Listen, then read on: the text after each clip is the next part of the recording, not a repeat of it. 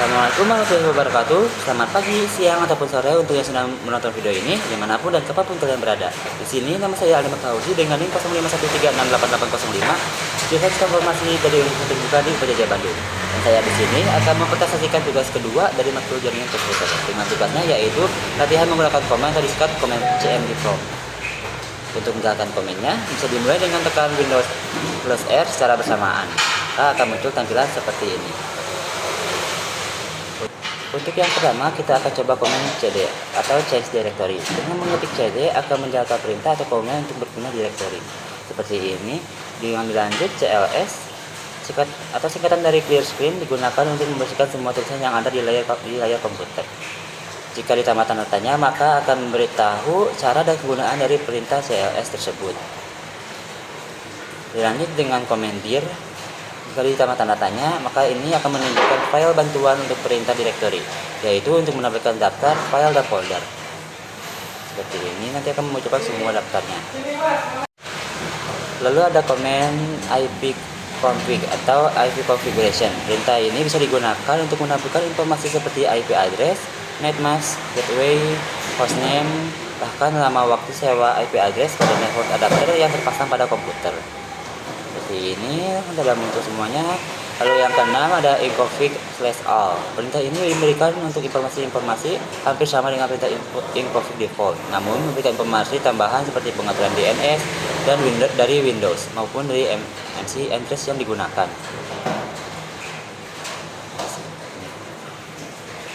Dilanjut dengan IP configuration /tanda tanya. Perintah ini akan menampilkan semua bantuan terkait dengan perintah inconfig. Perintah ini semacam kamus yang memberikan panduan penggunaan jenis dari config, if config beserta contohnya. Lalu dilanjut dengan ada if config release. Perintah ini digunakan untuk melepas atau mereset semua settingan IP address. Apabila perintah ini dijalankan, maka konfigurasi IP address komputer Anda akan menjadi kosong.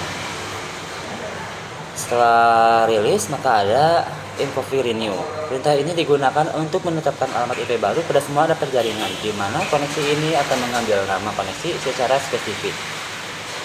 Lalu yang ke-10 ada inconfig display DNS. Perintah ini digunakan untuk menampilkan domain name system atau DNS, termasuk localhost koneksi. Lanjut dengan if config plus DNS. Perintah ini digunakan untuk mengosongkan atau mereset DNS cache-nya. Lalu ada inconfig register DNS. Perintah ini digunakan untuk mendaftarkan komputer kepada DNS server terdekat. Lalu ada ping atau kepanjangan dari paket internet copper, yakni sebuah perangkat dalam Windows yang biasa digunakan dalam pengecekan koneksi di sebuah komputer yang saling terhubung satu sama lain. Lalu ada netsat. Perintah ini untuk digunakan menampilkan informasi statistik koneksi jaringan dari dan ke komputer yang sedang dipakai. Pada prinsipnya, netsat sama dengan text manager yang akan memunculkan proto local address, foreign address, dan juga state. Lalu ada trace API. Perintah ini digunakan untuk memberikan informasi dari rute yang dilewati oleh paket untuk mencapai tujuan. Ini dilakukan dengan mengirim pesan Internet Control Message Protocol atau disingkat ICMP. Echo request ke tujuan dengan nilai time to live yang semakin meningkat. Lalu ada pathping. Perintah ini digunakan untuk mengukur network latency dan network loss. Pathping mempunyai sistem kerja dan mirip dengan gabungan antara ping dan trace API. Lalu ada NSLOOKUP. NSLOOKUP adalah tool yang digunakan untuk menampilkan informasi tentang nama DNS dan alamat IP yang sesuai, dan dapat digunakan untuk mendiagnosis server DNS. Lalu yang ke-18 ada NetSH.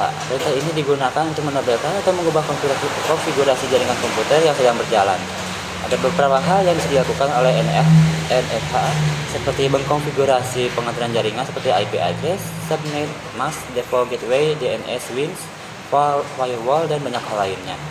Lalu yang ke-19 ada root. Perintah root digunakan untuk menambah, membuang, atau menukar perintah routing table dalam sebuah host. Perintah ini biasanya digunakan untuk host dalam sebuah jaringan yang mempunyai 2 atau lebih router. Root digunakan untuk menyusun trafik komunikasi host berdasarkan IP dan subnet serta router atau gateway-nya. Dan yang terakhir ada net. Ketika mengetik perintah net, Anda akan melihat opsi seperti tampilan pengguna, sesi mulai dan berhenti. Masing-masing opsi ini dapat membantu Anda menganalisis konfigurasi jaringan dan membuat modifikasi. like is all for today. Sekian dari saya. Mohon maaf sebelumnya jika ada kekeliruan ataupun kesalahan selama durasi video ini atau pembahasan yang saya sampaikan. Dan terima kasih juga sudah menonton video ini sampai akhir. Semoga dengan apa yang bisa saya sampaikan bisa tersampaikan dengan baik. Terima kasih sekali lagi dan sampai jumpa di lain kesempatan. Terima kasih.